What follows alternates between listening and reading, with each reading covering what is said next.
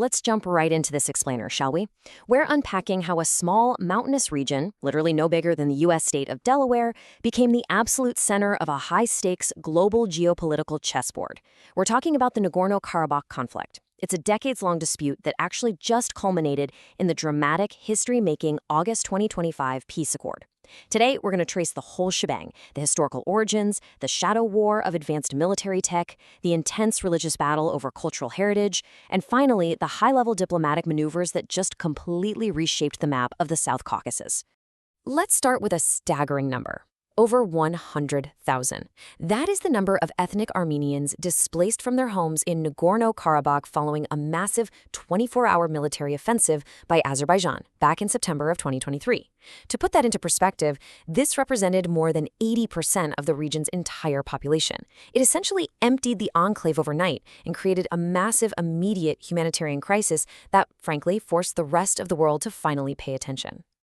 Which brings us to part one of our explainer, decades of disputed territory, the battleground of the South Caucasus.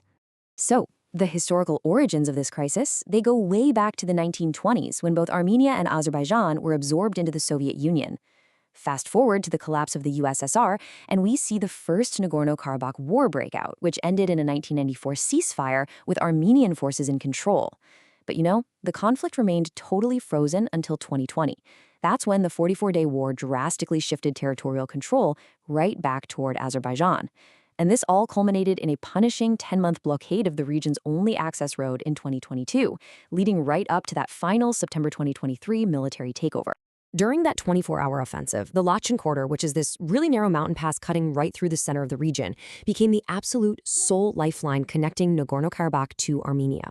When the military strike hit, this single, solitary artery had to handle the sudden, frantic displacement of over 100,000 people as they fled into Armenian reception points like Goris and Suniac. Now let's look at part two, the war on cultural heritage, erasing history. What's absolutely crucial to understand here is the intense religious and cultural angle of this conflict. Sources detail a very deliberate policy where medieval Armenian Christian inscriptions and centuries-old churches are actually being labeled as fake, or they're being reattributed to Caucasian Albania, which is an ancient kingdom that doesn't even exist anymore.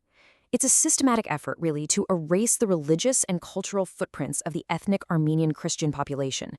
They're basically replacing an authentic historical presence with a state-sponsored narrative, what's being called Albanization, aimed at fundamentally altering history itself. And the scale of this is just wild. Independent satellite monitoring by groups like Caucasus Heritage Watch reveals a staggering amount of cultural and religious erasure happening right now. Between late 2023 and mid-2024 alone, they tracked a 75% increase in destroyed sites. We're talking entire 19th century churches, like the Konik Zam, completely leveled to the ground. Ancient Christian crossstones, known as hochkars, and historical cemeteries completely vanished from satellite imagery. It's literally wiping out centuries of tangible religious history. Moving on to part three, drones, allies, and proxies, the shadow war. So how did the military balance shift so drastically? Well, advanced military technology from Turkey and Israel heavily empowered Azerbaijan, effectively turning a localized border dispute into a real-time testing ground for modern warfare. Turkey stepped in and supplied devastating Bayraktar TB2 drones, while Israel provided advanced loitering munitions. Together, this gave Azerbaijan uncontested air superiority. On the flip side, Russia, who historically provided security guarantees to Armenia, well, they essentially stood down. Their thousands of peacekeepers remained entirely inactive during the 2023 offensive. This move completely shattered Russia's reputation in Armenia and pushed the Armenian government to urgently look westward for security. There's a guiding philosophy between Turkey and Azerbaijan that sums this up perfectly. Two states, one nation. This isn't just some empty diplomatic phrase. It's a deep ethnic, cultural, and military bond.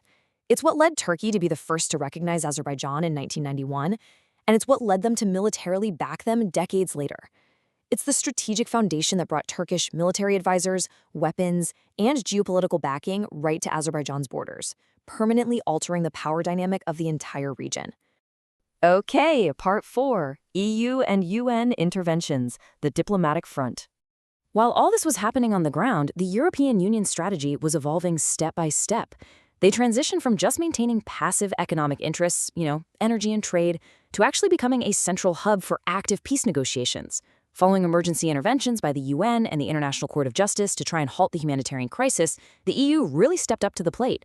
European Council President Charles Michel began hosting direct, high-level bilateral talks between Armenian and Azerbaijani leadership in Brussels. This strategically positioned the West as the new broker for peace.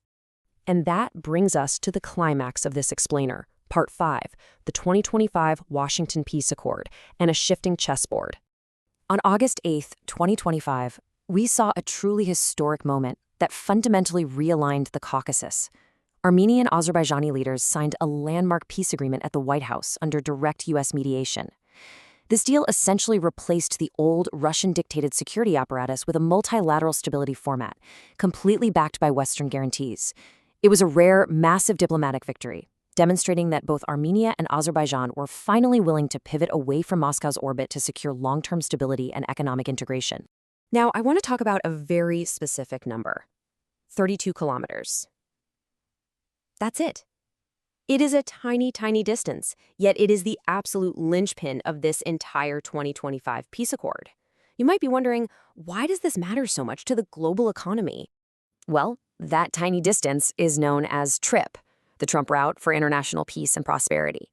This 32-kilometer transport corridor cuts right through Armenia's southern Zangezur region. This single stretch of road physically links mainland Azerbaijan to its Nakhchivan exclave, but far more importantly, it establishes a brand new middle corridor for global logistics. We are talking about a route that links Central Asia directly to Europe, and it physically bypasses both Russia and Iran entirely. It's a real game changer. The geopolitical impacts of this route are, frankly, massive.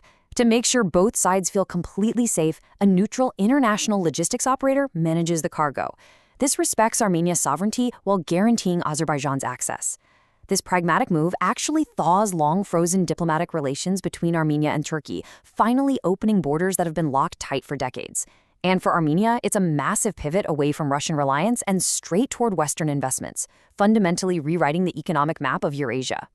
So, I'll leave you with this final thought for our explainer today. The ink on the 2025 treaty is dry, and the economic potential is absolutely immense.